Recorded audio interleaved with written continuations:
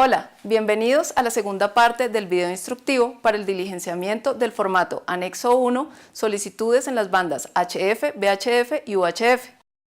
En la columna Potencia entregada a la antena W, se registra el valor de potencia en vatios suministrada por el equipo transmisor a la línea de alimentación de antena en condiciones normales de funcionamiento, asegurando que este valor se encuentre dentro de los rangos de potencia de operación mínimo y máximo de los equipos, radios, antenas y duplexores relacionados en las columnas Lista de radios, Lista de antenas y Lista de duplexores de formato de solicitud de frecuencias.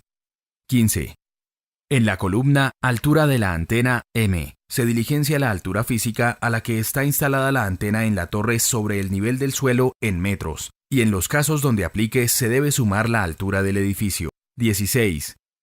En la columna Polaridad, se debe relacionar la polarización de la antena de la lista desplegable de acuerdo con su solicitud. Estos valores pueden ser vertical, V, horizontal, H, o mixto, M, teniendo en cuenta que se relaciona la misma polarización a todas las estaciones que pertenecen a una misma red. 17.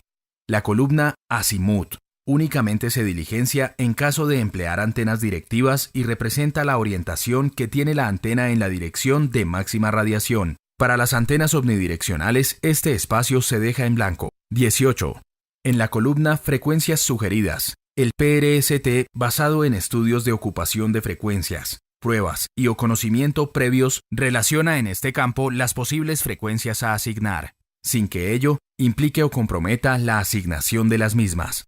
Estas frecuencias deben cumplir con los planes de banda establecidos por la normatividad nacional y deben estar dentro de los rangos de frecuencia de operación mínimo y máximo de los equipos, radios, antenas y duplexores relacionados en las columnas Lista de radios, Lista de antenas y Lista de duplexores del formato.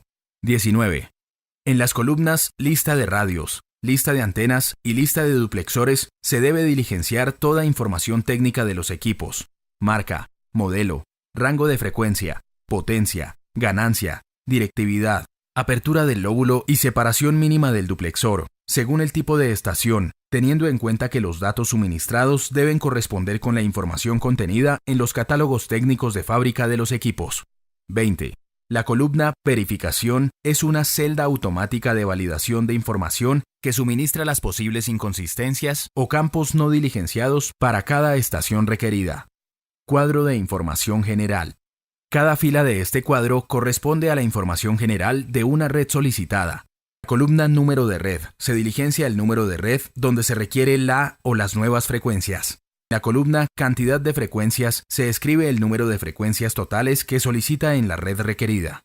En la columna Tipo de transmisión se debe relacionar alguna de las opciones de tipo de transmisión, simplex o duplex, de la lista desplegable de acuerdo con su solicitud, teniendo en cuenta que para una misma red solo se debe contemplar un tipo de transmisión. En la columna Ancho de banda solicitado, se diligencia el ancho de banda de frecuencia estrictamente suficiente para asegurar la transmisión de la información a la velocidad y con la calidad requeridas. En la columna Tipo de información a transmitir, se relaciona alguna de las opciones de tipo de información a transmitir, voz, datos y o voz y datos de la lista desplegable de acuerdo con su solicitud. En la columna Tipo de cobertura se debe relacionar alguna de las opciones de tipo de cobertura, área de servicio, nacional, departamental, municipal y departamental municipal de la lista desplegable de acuerdo con su solicitud. En la columna Descripción cobertura deben ser relacionados todos los municipios o departamentos que están dentro de la zona de influencia del sistema de la estación transmisora para el servicio y frecuencias específicas.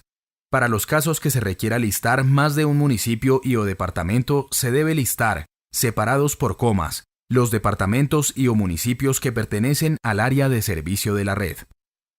Para finalizar, en la columna Descripción de la solicitud, observaciones, se realiza una descripción general de la red, la cual permite aclarar aún más las solicitudes requeridas. Con esto concluimos el segundo y último video instructivo para el diligenciamiento del formato Anexo 1, solicitudes en las bandas HF, VHF y UHF.